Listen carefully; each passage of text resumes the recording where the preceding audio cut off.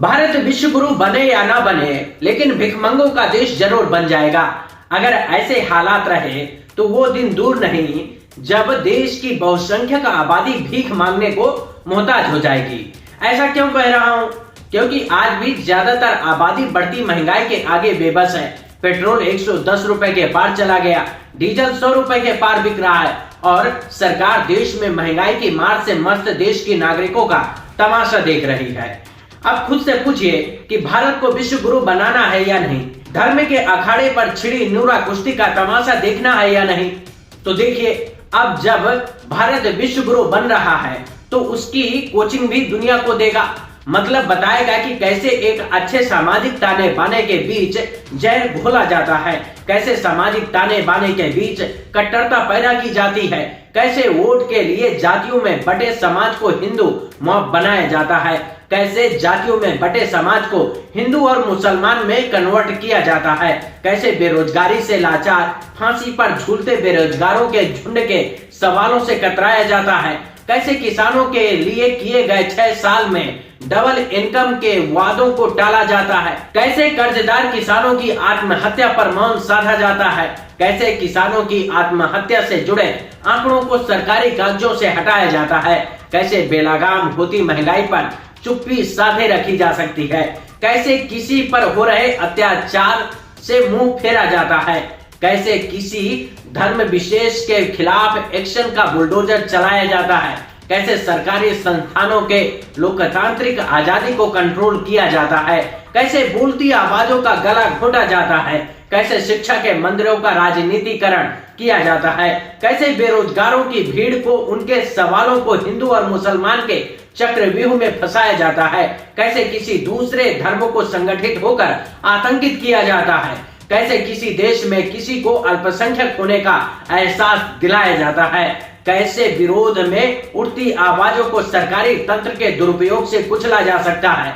जय राम दोस्तों, मेरा नाम गंगा प्रसाद। हमारी कोशिश होती है कि आप तक हर वो जानकारी पहुंचाई जाए जो आपसे जुड़ी है। अगर आप हमारी मदद करना चाहते हैं तो सबसे पहले हमारे इस चैनल को सब्सक्राइब कर लीजिए, फेसबुक पेज को लाइक कर दीजिए और वीडियो को शेयर कर दीजिए ताकि आपके साथ दूसरे दोस्तों तक भी वीडियो पहुंच सके।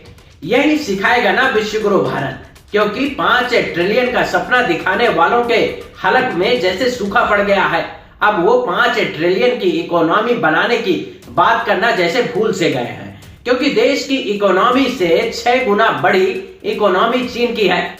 मतलब भारत की जीडीपी 2014 में 2.039 ट्रिलियन यूएस डॉलर थी, जो 2020 तक 2.623 ट्रिलियन यूएस डॉलर की इकोनॉमी बन गई, जबकि चीन 2014 में 10.48 ट्रिलियन यूएस डॉलर की इकोनॉमी थी, जो 2020 में 14.72 ट्रिलियन यूएस डॉलर की इकोनॉमी बन गई। मतलब करीब 4 ट्रिलियन यूएस डॉलर का चीन की इकोनॉमी में इजाफा हुआ है, जबकि विश्व गुरु भारत सिर्फ 0.584 यूएस डॉलर का इजाफा कर पाया। ज्यादा मत सोचिए, जिन पर भरोसा किया है, मतलब मोदी है तो मुमकिन है, तो चिंता क्यों करना है? एक दिन वो सपना भी पूरा होगा। जैसे 15 लाख का वादा था, बाद में जुमला कहना पड़ा। किसानों से 2022 में डबल इनकम का वादा था, लेकिन अब नील बटे सन्नाटा है। सवाल है कि कौन पूछे साहब से कि कब किसानों की आमदनी दोगुनी हो रही है, कब बेरोजगारों को रोजगार देने का वादा पूरा होगा। लेकिन विश्व गुरु भारत का एक सच ये भी है कि विकास का ढोल पीटती सरकार की नीतियों के चलते लोगों का महंगाई से दिवाला निकला जा रहा है, लेकिन देश की 80 करोड़ जनसंख्या को 5 किलो अनाज देकर पाल रहे हैं। मतलब 80 करोड़ की बहुसंख्यक आबादी को खाने के लिए मोहताज कर दिया जाएगा। सच ये है कि हर 4 में से 1 भारतीय गरीब है। इसकी संख्या बढ़ सकती है। 2020 तक 33 करोड़ लोग करीब गरीब थे। इनमें से 80% लोग गांव में रहते हैं, 43% लोग एससी कैटेगरी से हैं, 29% लोग एसटी कैटेगरी से हैं और 21% लोग ओबीसी समाज से हैं। उसके बाद अप्रैल 2020 से 2021 के बीच कोरोना के चलते 23 करोड़ लोग और गरीबी रेखा से नीचे चले गए। मतलब मनमोहन सरकार के 10 साल के कार्यकाल में करीब 27.1 करोड़ लोगों को गरीबी से बाहर निकाला गया। इसमें मनरेगा योजना ने भारत में गरीबी को कम करने में मदद की।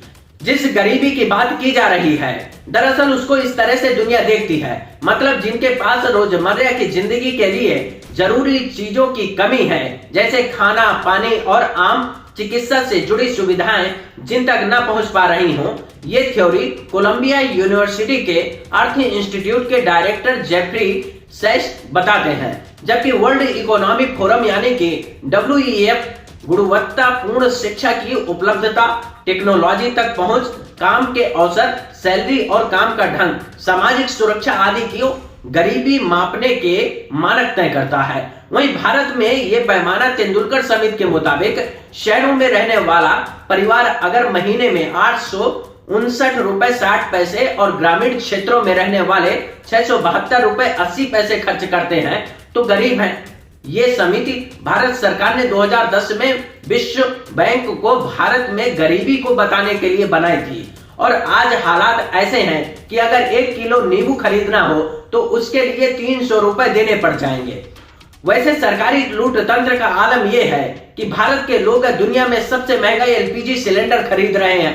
अगर भारत के रुपए के परचेजिंग पावर यानी कि खरीदने की क्षमता के अनुसार देखें तो भारत में प्रति किलो LPG सबसे महंगी है, मतलब भारत में $3.5 प्रति किलोग्राम पैसे देने पड़ते हैं, जिसकी वजह से लोगों को अपनी आय का 15.6% हिस्सा खर्च करना पड़ता है। मतलब अगर कोई व्यक्ति 100 रुपए कमा रहा है तो उसे 15.16 रुपए गैस में खर्च करना पड़ता है, जबकि पेट्रोल पर भारत में प्रति व्यक्ति अपनी रोजाना की कमाई का करीब 23.5% हिस्सा प्रति लीटर खर्च करता है।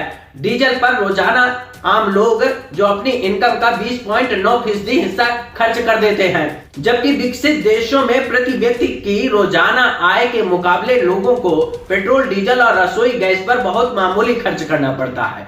अमेरिका में रोजाना पेट्रोल पर प्रति व्यक्ति आय का 0.6% खर्च होता है, तो डीजल पर 0.7% खर्च होते हैं। जापान में पेट्रोल पर प्रति व्यक्ति का 1.2% रोजाना आमदनी का खर्च होते हैं। डीजल पर 1% के करीब खर्च करते हैं। जर्मनी में भी लोग अपनी प्रतिदिन आय का 1.5% हिस्सा पेट्रोल और डीजल पर खर्च करते हैं।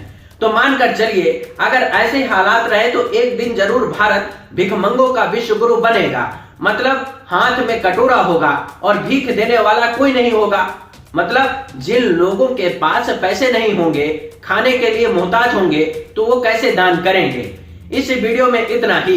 नमस्कार दोस्तों। Subscribe to our YouTube channel and press the bell icon to get the latest update.